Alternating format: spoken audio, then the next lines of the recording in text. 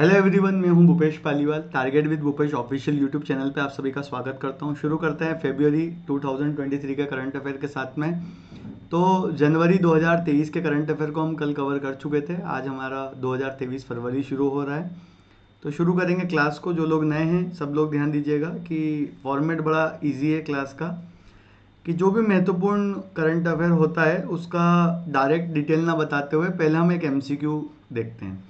इससे हमें एक आइडिया हो जाता है कि एग्ज़ाम में क्वेश्चन कैसे बन सकता है, और थोड़ा सा कॉन्फिडेंस इस हिसाब से बनता है कि हाँ, एग्ज़ाम के क्वेश्चन जैसा रहेगा और हमारा अप्रोच क्या रहेगा एग्ज़ाम में उसे सॉल्व करने का। देन जैसे ही क्वेश्चन कंप्लीट होता है उसके बाद में उस क्वेश्चन का एक्सप्लेन मैं बताता हूँ। तो एक्सप्लेन जब करते हैं तो उस एक्सप्लेन में आपको थोड़ा सा डिटेल मिलेगा। मतलब एमसीक्यू में तो एक या दो क्वेश्चन मिलते हैं, बट एक्सप्लेनेशन में आपको एक्स्ट्रा क्वेश्चंस देखने को मिलते हैं। वो आप लोग ध्यान रख सकते हैं, जो आपको काफ़ी हेल्प करेंगे। तो फरवरी 2023 के सभी महत्वपूर्ण क्वेश्चंस को देख रहे हैं अब हम लोग। हो जाइए आप रेडी, और पहले प्रश्न से देखते हैं। सबसे पहला प्रश्न है, किसे हाल ही में ब्रिटेन में इंडिया यूके अचीवर्स ऑनर्स द्वारा लाइफ टाइम अचीवमेंट अवार्ड से सम्मानित किया गया है? निर्मला सीतारमन, मनमोहन सिंह, पीयूष गोयल और रघुराम राजन। तो ब्रिटेन में इंडिया यूके अचीवर्स के रूप में लाइफ टाइम अचीवमेंट अवार्ड दिया गया है हमारे पूर्व पीएम मनमोहन सिंह जी को। यहाँ पर ध्यान दीजिएगा, पीएम जो हमारे मनमोहन सिंह थे उन्हें दिया गया यूके में लाइफ टाइम अचीवमेंट अवार्ड, और उनके द्वारा किए गए जो इकोनॉमिक्स और पॉलिटी में किए गए जो कार्य है उसको देखते हुए उन्हें ये अवार्ड दिया गया है। ठीक है, याद रहे सबको। तो हमारे पूर्व पीएम डॉक्टर मनमोहन सिंह, उन्हें दिया गया ये award, India UK achievers honour, याद रहे। अगला है आपका, भारतीय तटरक्षक दिवस प्रतिवर्ष मनाया जाता है, कब मनाया जाता है? 31 जनवरी को, 1 फरवरी को, 2 फरवरी को या 30 जनवरी को। तो कोस्ट गार्ड डे कब सेलिब्रेट करते हैं इंडियन कोस्ट गार्ड डे? तो इसका डेट है 1 फरवरी। हर साल मनाया जाता है 1 फरवरी को। जिसे नहीं पता वो भी याद रखें। जो हमारा तटरक्षक है उसका डे सेलिब्रेट किया जाता है। इसकी जो स्थापना है वो 47 साल हो चुके हैं, 47 साल हो चुके हैं। 1977 में 1978 एक्ट के द्वारा इसकी स्थापना की गई थी, और हर साल 1 फरवरी को इसको मनाया जाता है। अगला क्वेश्चन है आपका, खेलो इंडिया यूथ गेम्स 2022 में किस राज्य की टीम ने वाटर स्पोर्ट्स कैनोइंग काइकिंग में 4 गोल्ड मेडल जीते हैं? 4 गोल्ड मेडल मतलब सभी गोल्ड मेडल जीत लिए हैं। 4 टोटल थे उस स्पोर्ट्स में, चारों जीत लिए। एक राज्य ने यूपी, एमपी, महाराष्ट्र और हरियाणा खेलो इंडिया यूथ गेम्स में जो स्पोर्ट्स है केनाइंग खेलो इंडिया में, तो उसमें जीता है मध्य प्रदेश ने 4 गोल्ड। ये रिकॉर्ड बनाया मध्य प्रदेश ने।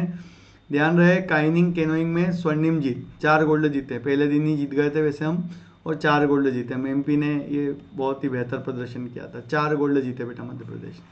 ठीक, यहाँ पर यह भी याद रखना है आप लोगों को कि हमारे देश का, हमारे मध्य प्रदेश के नितिन वर्मा एग्जाम में आ सकता है। नितिन वर्मा का संबंध किस खेल से है? तो कैनोइंग, याद रहे सबको।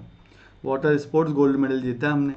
अगला क्वेश्चन है, भारत की अध्यक्षता में G20 की पहली सस्टेनेबल फाइनेंस वर्किंग ग्रुप की बैठक कहाँ पर हुई थी? मैं आप सब लोगों को पहले भी बता चुका हूँ। G20 2023 का सबसे महत्वपूर्ण क्वेश्चन है। ये बहुत सारे क्वेश्चंस को अपने साथ में लेकर आया है। G20 की सस्टेनेबल फाइनेंस वर्किंग ग्रुप की जो बैठक है वो हुई है गुवाहाटी में, असम में। याद रहे, फाइनेंस वर्किंग ग्रुप की बैठक। ठीक है, फाइनेंस वर्किंग ग्रुप की बैठक हुई थी, सस्टेनेबल फाइनेंस वर्किंग ग्रुप की बैठक गुवाहाटी, असम में। और इस बैठक में जो लीड किया था वो है हमारे सर्बानंद सोनोवाल। सब लोग याद रखें, हमारे देश के आयुष मंत्री और बंदरगाह, नौवहन और जलमार्ग मंत्री है सर्बानंद सोनोवाल। उन्होंने लीड किया था इंडिया को अपनी तरफ से G20 में। ठीक है, गुवाहाटी में हुआ था, असम में हुआ था। अगला है, किस देश ने हाल ही में अंतर्राष्ट्रीय सौर गठबंधन फ्रेमवर्क समझौते पर हस्ताक्षर किया है? कौन सा देश है?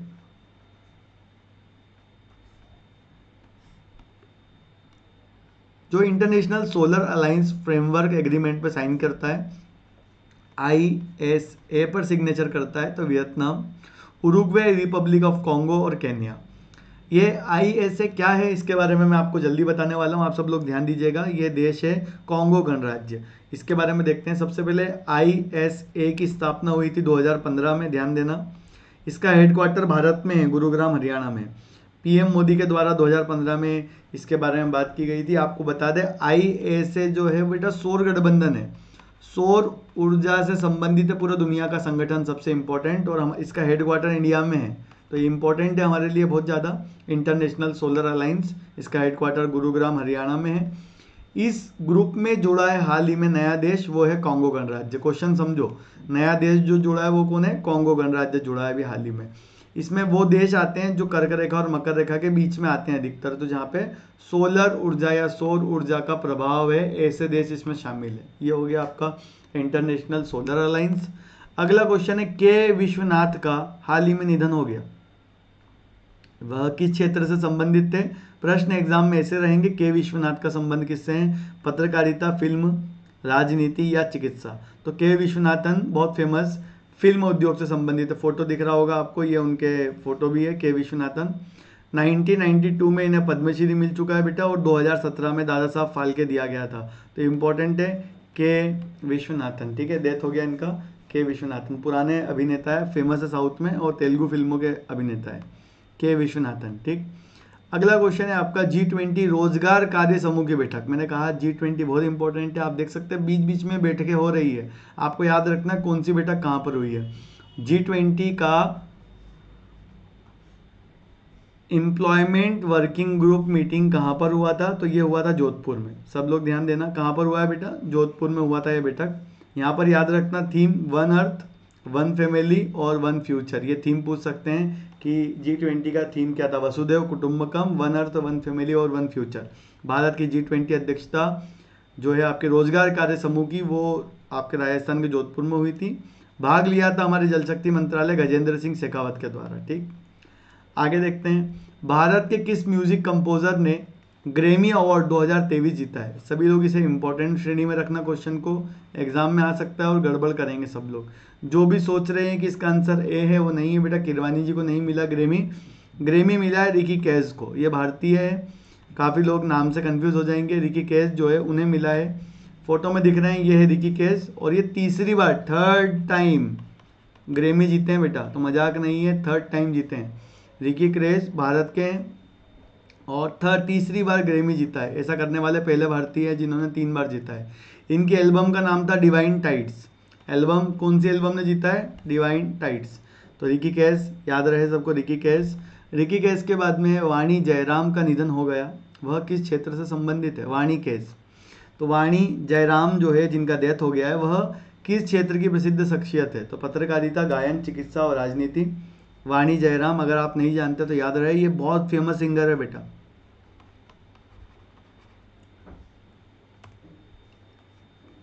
आप देख सकते हैं वाणी कैश जो है आपके, उन्होंने 50 साल के करियर में लगभग 10,000 से ज़्यादा गाने गाए हैं, तो बहुत बड़ी बात है बेटा 10,000 गाने गाना। तो वाणी कैश याद रहे, तमिलनाडु से संबंधित है, पार्श्व गायिका, डेथ हो गया इनका, ठीक है, वाणी कैश। वाणी कैश के बाद में अगला है आपका क्वेश्चन, ध्यान से देखना। पीएम मोदी ने इंडिया एनर्जी वीक 2023 का शुभारंभ किस शहर में किया? इंडिया एनर्जी वीक 2023 का शुभारंभ हैदराबाद, चेन्नई, अहमदाबाद और बेंगलोर। तो इंडिया एनर्जी वीक का उद्घाटन हुआ है बेंगलोर में, इसके बारे में ध्यान देना, ये बेंगलोर में हुआ था। ये ministry of petroleum and natural gas जो है उसके द्वारा किया गया था ये कार्यक्रम। मिनिस्ट्री ऑफ पेट्रोलियम और नेचुरल गैस 2023 बेंगलोर, उद्घाटन किया पीएम मोदी ने। इसका जो पर्पस है वो यही है कि इस अवसर पे इंडियन ऑयल के इंडोर सोलर कुकिंग सिस्टम, मतलब इन्होंने एक मॉडल बनाया है इंडियन ऑयल ने, जिसके चलते सोलर एनर्जी से पूरा किचन चलेगा। तो सोलर एनर्जी से चलने वाला किचन जो है वो लॉन्च किया पीएम मोदी ने। तो याद रहे, सोलर एनर्जी से चलने वाला सौर किचन अभी हाल ही में किसने लॉन्च किया है? सौर किचन मॉडल इंडियन ऑयल ने लॉन्च किया है, इंडियन ऑयल ने बनाया है, लॉन्च किया है पीएम मोदी ने, ठीक है। सोलर किचन इंडियन ऑयल ने बनाया है। अगला है, हाल ही में पहला सरस आजीविका या आजीविका मेला किस राज्य में शुरू हुआ? तो पहला सरस आजीविका मेला, तो ये जो सरस आजीविका मेला है ये संबंधित है महिलाओं के विकास से, महिला विकास से संबंधित है आपका ये मेला, सरस आजीविका मेला, और ये जम्मू कश्मीर में आयोजित किया गया था। जम्मू कश्मीर में किया गया ये सरस ग्रामीण महिला स्व सहायता समूह और महिलाओं के विकास से संबंधित है। ये महिलाओं को मुख्य बाजार से जोड़ना इस मेले का सबसे बड़ा पर्पस है। ठीक है, सरस आजीविका मेला जम्मू कश्मीर 2023। अगला क्वेश्चन है आपका, हाल ही में किसने यात्रियों के लिए व्हाट्सअप फूड डिलीवरी, मतलब आप व्हाट्सअप कर दो आपको फूड डिलीवरी की जाएगी व्हाट्सअप पे, तो किसने शुरू किया? Air India, Indian railway, Vistara airlines या उत्तराखंड परिवहन निगम। तो व्हाट्सअप फूड डिलीवरी शुरू किया है बेटा इंडियन रेलवे ने। यहाँ पर बता दें कि इंडियन रेलवे जो है व्हाट्सअप फूड डिलीवरी शुरू कर रहा है भारत में। यहाँ पे वो आपके रेल के नंबर के साथ में फूड डिलीवरी कर देगा, तो रेल नंबर जो होता है पीएनआर नंबर उससे आपको वो डिलीवर करेगा। ठीक है, यहाँ पर नंबर भी दे रखा है, इस नंबर पे मैसेज वगैरह करके वो फूड डिलीवरी किया जाएगा। अगला क्वेश्चन है आपका, किस कंपनी ने हेवी ड्यूटी ट्रकों के लिए भारत की पहली हाइड्रोजन संचालित तकनीक लॉन्च किया है? हेवी ड्यूटी तकनीक जो ट्रक है उनके लिए हाइड्रोजन संचालित तकनीक, अदानी, टाटा, रिलायंस और महिंद्रा। काफ़ी लोग बेटा इस क्वेश्चन में कंफ्यूज होंगे क्योंकि सबके दिमाग में रहेगा ट्रक, तो ट्रक तो टाटा और महिंद्रा बनाते हैं, सही है ना? इसका आंसर आएगा रिलायंस। ठीक है, इंपॉर्टेंट है क्वेश्चन, सब लोग ध्यान देना। किस कंपनी ने हेवी ड्यूटी ट्रक जो है उनके लिए हाइड्रोजन संचालित तकनीक शुरू की है? तो रिलायंस का ट्रक है, दिख रहा होगा फोटो में आपको। रिलायंस ने ये ट्रक अशोक लेलैंड के साथ मिलकर बनाया है, ध्यान देना, अशोक लेलैंड के साथ मिलकर रिलायंस ने बनाया है बेंगलोर में, और भारत ऊर्जा सप्ताह में इसको लॉन्च किया है रिलायंस ग्रुप ने। ठीक है, इसका मेन फंक्शन यही है कि कार्बन वगैरह एमिशन कम हो जाएगा इसके द्वारा, तो ये रिलायंस के द्वारा बनाया गया है। आगे है आपका दूसरे SCO young scientist conclave. SCO Shanghai corporation की बात कर रहे हैं बेटा, उसका यंग साइंटिस्ट कॉन्क्लेव कहाँ पर हुआ? बेंगलोर, जयपुर, दिल्ली और गुवाहाटी। तो एससीओ यंग साइंटिस्ट कॉन्क्लेव जो हुआ है वो हुआ है बेंगलोर में, ध्यान देना, बेंगलोर में हुआ। इसका उद्घाटन किया था हमारे जितेंद्र सिंह जो कि हमारे विज्ञान और प्रौद्योगिकी मंत्री है। बेंगलोर में आयोजित किया गया था एससीओ यंग साइंटिस्ट कॉन्क्लेव।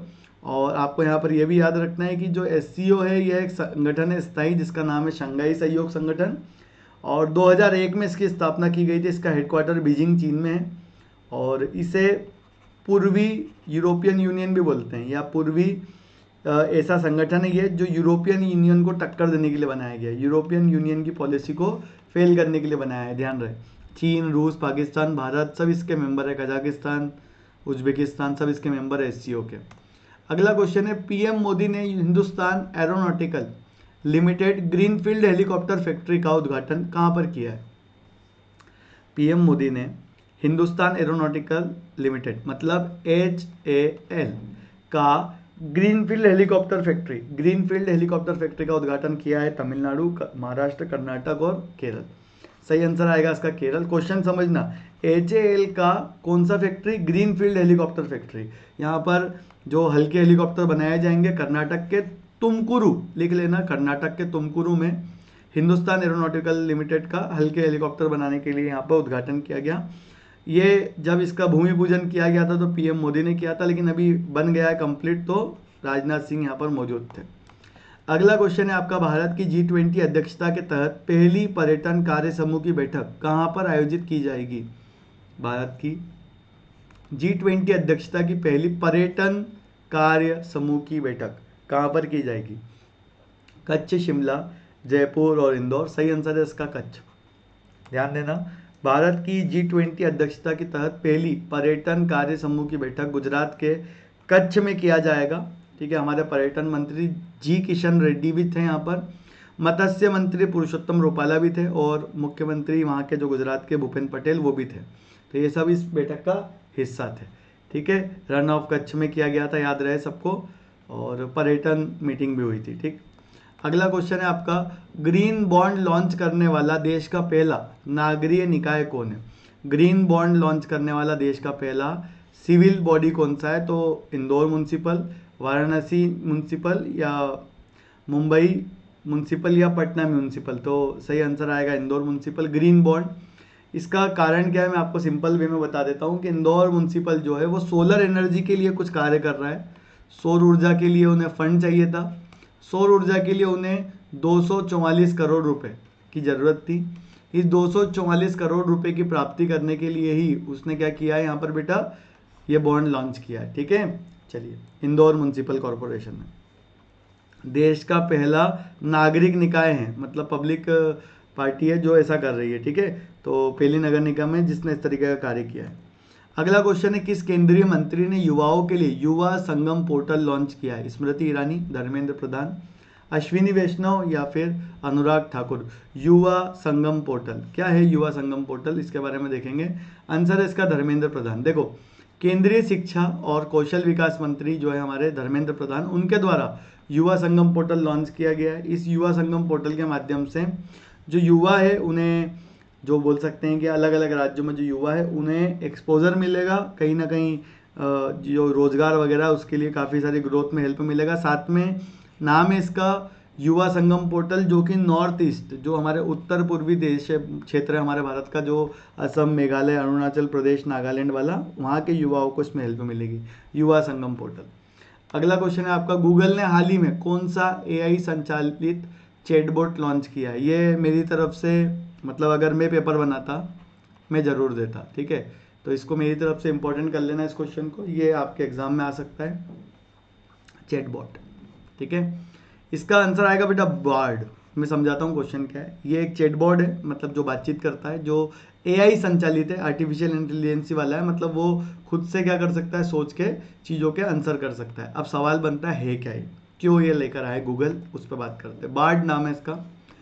सब लोग ध्यान देना, सबसे पहले चैट GPT, नाम क्या है बेटा?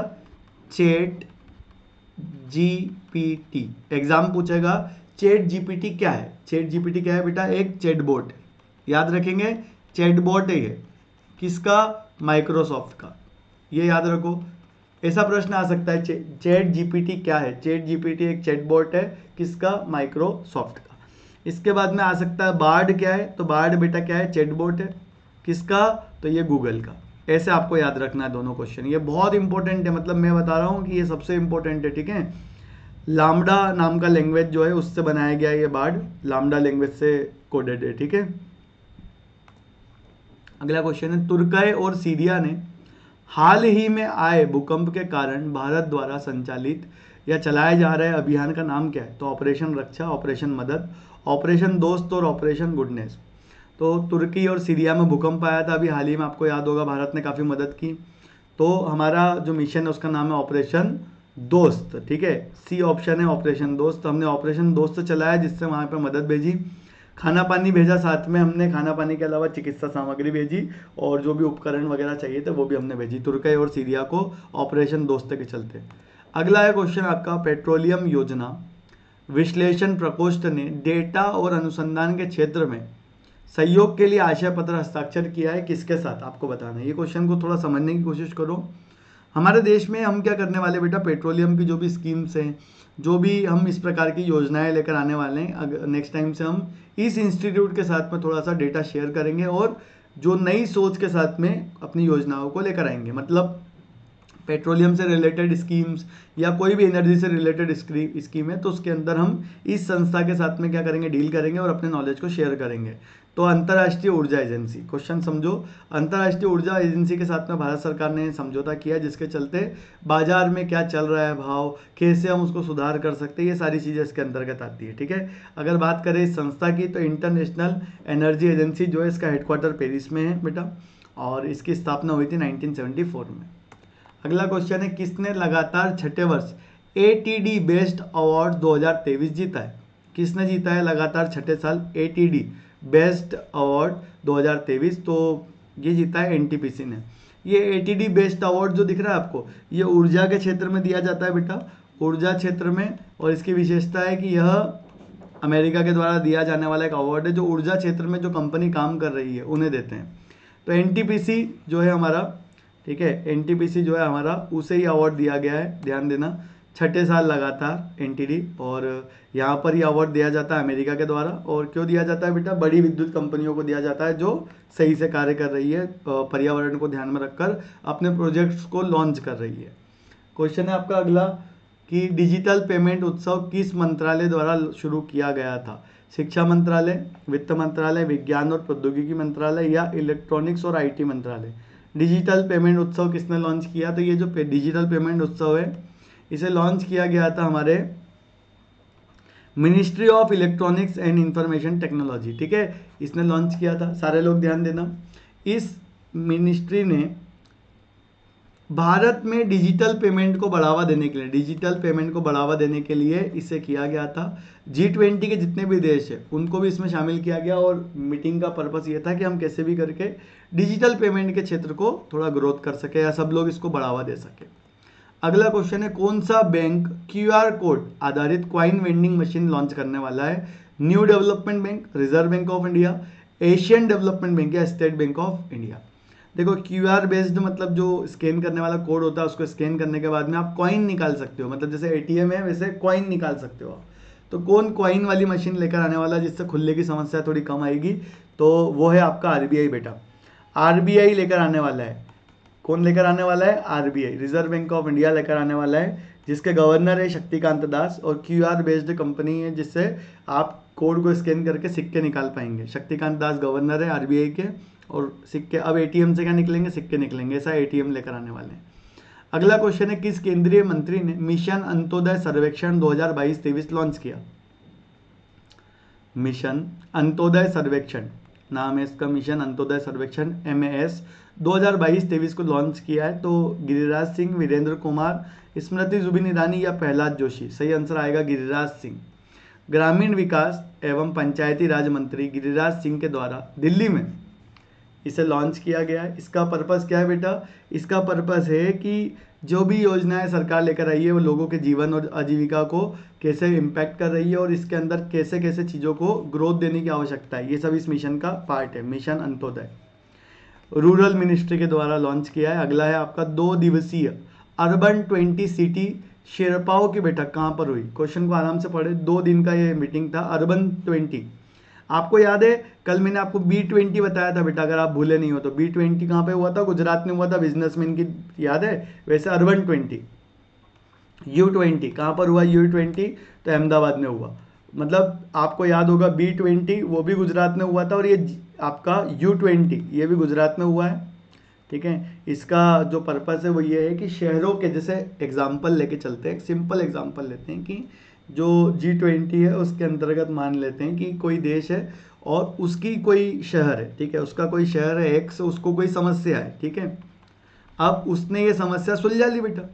अब क्या हुआ? हमारा भारत है, हमारे भारत के अंदर इंदौर में सेम समस्या हो गई, तो हम क्या कर सकते हैं? उस देश से इस समस्या के सुलझाने के तरीके, सुलझाने के स्टेप्स को सीख सकते हैं, डेटा शेयर कर सकते हैं कि आपने कैसे सुलझाया था, ताकि हम भी जल्दी से जल्दी उस प्रॉब्लम को सुलझा सके। एक दूसरे की प्रॉब्लम्स को हम शेयर करें। अर्बन प्रॉब्लम्स को जब हम शेयर करेंगे तो हो सकता है कि जल्दी जल्दी सबकी समस्याएं समाधान निकलें। अगला क्वेश्चन है आपका, भारत में पहली बार किस राज्य केंद्र शासित प्रदेश ने लिथियम के भंडार मिले? अब पहली बार क्यों लिखा है मैं बताऊंगा इसके बारे में, तो याद रहे जम्मू कश्मीर, असम, अंडमान निकोबार और बिहार। तो बीच में अरुणाचल प्रदेश के बारे में भी बात की गई थी कि मिले, लेकिन वो पुख्ता नहीं हो पाए थे। लेकिन अभी हाल ही में लिथियम के भंडार मिले हैं जिसके बारे में थोड़ी पुख्ता बातें आ रही है पहली बार, तो जम्मू कश्मीर में मिले हैं। ध्यान देना, जम्मू कश्मीर में सलाल हैमाना क्षेत्र, जगह का नाम क्या है? सलाल हैमाना क्षेत्र, जहां पर GSI geological survey of India को 5.9 मिलियन टन के लिथियम का पता चला है बेटा। 5.9 मिलियन टन का, ठीक है। लिथियम का उपयोग आयरन बैटरी जो होती है आपकी इलेक्ट्रॉनिक बैटरी उसके अंदर होता है। और GSI जिसने इसकी खोज की उसकी स्थापना 1851 में हुई थी। GSI का हेडक्वार्टर कोलकाता में बेटा, याद रखें GSI का हेडक्वार्टर कोलकाता में। तो यहाँ पे बहुत सारी चीज़ें जो आप याद रख सकते हैं। जम्मू कश्मीर के ये सलाल, ठीक है, सलाल हैमाना क्षेत्र में मिला है बेटा। इसके अलावा ये भी याद रखें कि 5.9 मिलियन टन लिथियम यहाँ पर मिला है और इसकी खोज की थी GSI ने, जियोग्राफिकल सर्वे ऑफ इंडिया, और उसकी स्थापना 51 में हुई थी, हेडक्वार्टर कोलकाता में। अगला क्वेश्चन है आपका, मलयालम सिनेमा की किस एक्ट्रेस की 120वीं जयंती पर गूगल ने डूडल बनाया था? गूगल डूडल बनाता है, कल अब थोड़े दिन पहले मैंने आप लोगों को बताया भी था कि अलग अलग लोगों के बनाता है। तो इसे मलयालम सिनेमा की बहुत फेमस एक्ट्रेस है जिसके नाम पर डूडल बनाया था, नाम है PK रोजी। इनकी विशेषता ये है कि पहली अभिनेत्री है मलयालम सिनेमा की। तो मलयालम की पहली अभिनेत्री PK रोजी, इनके नाम पर गूगल ने डूडल बनाया था, ठीक है, याद रखें PK रोजी। इसके बाद अगला क्वेश्चन है, हाल ही में जारी global quality infrastructure index, global quality infrastructure index में भारत का रैंक क्या है? तो भारत का रैंक है 10वां। याद रहे, भारत का रैंक क्या है बेटा? भारत का रैंक है 10वां। 10वां रैंक है भारत का, याद रहे सबको, 10वां रैंक है। पहले नंबर पे जर्मनी, ये पूछ सकते हैं कि पहले नंबर पे कौन है, तो जर्मनी है। और इंडिया का रैंक क्या है? तो इंडिया का रैंक है 10वां। ठीक है। अगला क्वेश्चन है, किस देश ने ऊर्जा संकट पर देश में आपदा की स्थिति, स्टेट ऑफ डिजास्टर घोषणा किया है? ऊर्जा संकट पर आपातकाल लगाया है। कुल मिलाकर ऊर्जा की कमी के चलते आपातकाल लगाया है साउथ अफ्रीका ने बेटा। क्वेश्चन समझो, ऊर्जा की कमी के चलते आपातकाल साउथ अफ्रीका ने लगाया है। साउथ अफ्रीका के जो आपको याद होगा राष्ट्रपति है रामाफोसा। रामाफोसा ने बोला है कि ये हमारा देश जो है वो आपातकाल से गुजर रहा है, और उन्होंने आपदा की स्थिति घोषित करी है। किसको लेकर? ऊर्जा को लेकर, मतलब एनर्जी को लेकर वो आपातकाल की स्थिति में है साउथ अफ्रीका। ठीक है, चलिए याद रखो सब लोग, साउथ अफ्रीका एनर्जी को लेकर आपातकाल। पीएम मोदी ने एशिया के सबसे बड़े एरो शो एरो इंडिया 2023 का उद्घाटन किया। इसकी थीम क्या थी? क्वेश्चन को समझना। सबसे बड़े एरो शो की उद्घाटन किया है हमने, और ये एशिया का सबसे बड़ा एरो शो है। इसका थीम क्या था? इसका थीम था the runway to a billion opportunity. देख सकते हैं आप, ये इस तरीके से लॉन्च किया था Aero India 2023, the runway to a billion opportunity. ये बेंगलोर में किया गया था, ये भी याद रखें सब लोग, कर्नाटका। और एशिया का सबसे बड़ा उत्सव है। यहाँ से क्या क्या याद करना है वो सुनो। सबसे पहले एरो इंडिया, इसके थीम याद करना है। दूसरा, ये कब हुआ था? 13 से 17 फरवरी 2023। कहाँ पर हुआ था? बेंगलुरु में हुआ था। ऐसे आपको यहाँ से चीज़ों को याद रखना है। ठीक है, चलो अगला है आपका, साइक्लोन गैब्रियल को देखते हुए किस देश ने नेशनल इमरजेंसी लगाई है? अब देखो, नेशनल इमरजेंसी दो हो गई है बेटा। एक तो साउथ अफ्रीका ने लगाई है ऊर्जा के मामले में, पहली चीज, और ये साइक्लोन आया है गैब्रियल नाम का, इस साइक्लोन के कारण लगाई है न्यूजीलैंड ने। दो देश याद रखना है। न्यूजीलैंड जो है उसने किस बेसिस पे लगाई है आपातकाल? तो इसने एक साइक्लोन है गैब्रियल, इसके नाम पर या इसकी स्थिति को देखते हुए आपातकाल लगाया है। अब यहाँ पर आप सब लोग ध्यान देना, 3 आपातकाल हो गए टोटल। एक आपातकाल लगाया था यूके ने गर्मी के कारण, पिछले साल गर्मी बहुत ज़्यादा थी, गर्मी के कारण जो यूके है आपका, यूनाइटेड किंगडम, उसने आपातकाल लगाया था। फिर थोड़ी देर पहले देखा था साउथ अफ्रीका, ऊर्जा के कारण लगाया था। और अभी देखा न्यूजीलैंड, तो इसने लगाया है गैब्रियल नाम के तूफान के कारण। याद रखने की कोशिश करें, ऐसे ही क्वेश्चन एग्जाम्स में दिखेंगे। अगला क्वेश्चन है, सऊदी अरब की पहली महिला अंतरिक्ष यात्री कौन है जो इंटरनेशनल स्पेस स्टेशन ISS में जाएगी? सऊदी अरब की पहली महिला अंतरिक्ष यात्री, तो इसका सही आंसर है रियाना बरनावी, ऑप्शन बी। सऊदी अरब की पहली महिला अंतरिक्ष यात्री जो इंटरनेशनल स्पेस स्टेशन में जा रही है, नाम क्या है बेटा? रियाना बरनावी। रियाना बरनावी के बाद अगला क्वेश्चन है आपका, स्वस्थ मन स्वस्थ घर किस मंत्रालय द्वारा शुरू किया गया पहल है? स्वस्थ मन स्वस्थ घर किस मंत्रालय की पहल है? तो ऑप्शन है आयुष मंत्रालय, स्वास्थ्य परिवार कल्याण, शिक्षा मंत्रालय या गृह मंत्रालय। स्वस्थ मन स्वस्थ घर अभियान जो है वह स्वास्थ्य एवं परिवार कल्याण मंत्रालय की पहल है, जो आज़ादी के अमृत महोत्सव में चल रहा है। इसके चलते मैं आपको बता दूं, हर साल कोई नया नया मिशन आता रहता है। आपने सुना होगा इसी के चलते फिट इंडिया मूवमेंट भी आया था, वो एक्सरसाइज वगैरह करवा कर, साइकिल वगैरह के कुछ प्रोग्राम करवा कर। वैसे ही स्वास्थ्य एवं परिवार कल्याण मंत्रालय ने यहाँ पे स्वस्थ मन स्वस्थ घर अभियान चलाया था। ठीक है, अगला क्वेश्चन है आपका, भारत के किस IIT के छात्रों ने दुबई में वर्ल्ड गवर्नमेंट समिट में गोल्ड मेडल जीता? वर्ल्ड गवर्नमेंट समिट में हमारे भारत के कोई IIT के बच्चे गए थे दुबई में। कहाँ पर हुआ था ये वर्ल्ड गवर्नमेंट समिट? दुबई में। कौन गए थे? IIT के बच्चे गए थे भारत की तरफ से, और गोल्ड मेडल जीता है पूरे वर्ल्ड में IIT इंदौर। अब मैं आपको बताता हूँ ये IIT इंदौर के बच्चों ने किया क्या है। एक शब्द है ब्लॉकचेन, सब लोग इस शब्दों को याद रखना, ब्लॉकचेन। ये ब्लॉकचेन आधारित जनरेशन ऐप लॉन्च किया है इन्होंने, एक रसीद जनरेशन ऐप लॉन्च किया है। ये ब्लॉकचेन क्या होता है? ये वैसे तो क्रिप्टो करेंसी में शब्द यूज़ किया जाता है, बट साधारण लैंग्वेज में समझो कि एक ऐसा सिस्टम जिसमें हर एक व्यक्ति की छोटी से छोटी बारीक से बारीक जानकारी रहेगी। एक बड़ा सिस्टम है जिसमें डेटा सिस्टम एक प्रकार का, जो हम बोल सकते हैं कि जो मुनीम या इस प्रकार के जो लोग करते थे ना, पूरा एक हिसाब किताब, तो ब्लॉकचेन तकनीक ऐसी रहती है कि कम जानकारी देकर एक बड़े लेवल का हिसाब किताब उसमें रखा जाता है। तो इंदौर के IIT इंदौर ने जीता है ये अवार्ड। ठीक है, गोल्ड मेडल के साथ साथ 1 मिलियन भी जीता है बेटा, तो ये है इसके अंदर खास। तो हमने यहाँ पर फरवरी का पार्ट 1 कंप्लीट कर दिया है। अगर आप में से किसी के दिमाग में चल रहा है कि सर अब फरवरी कितना बचा है, तो बस फरवरी का एक ही पार्ट बचा है, ठीक है। तो फरवरी पार्ट 1 कवर हो गया है हमारा कंप्लीट। कल जब मैं क्लास दूंगा आपको तो फरवरी पार्ट 2 दूंगा, खत्म हो जाएगा कल फरवरी, ठीक है। मार्च शुरू हो चुका है, धीरे से हमारा डेली करंट अफेयर भी आ जाएगा इस चक्कर में, ठीक है। तो थोड़ा सा ध्यान देना। तो उम्मीद है मज़ा आया होगा क्लास के साथ आप सब लोगों को, और ज़्यादा से ज़्यादा चीज़ों को सीखने का मौका मिला होगा। देर ना करें, वीडियो को लाइक करें, कमेंट करें, शेयर करें, चैनल को सब्सक्राइब करें और बेल आइकन प्रेस करना बिल्कुल भी ना भूलें, जिससे आपको ऐसे और वीडियो के नोटिफिकेशन मिलते रहे। तो अभी के लिए करेंगे इतना ही और मिलते हैं जल्द ही। जय हिंद, जय भारत।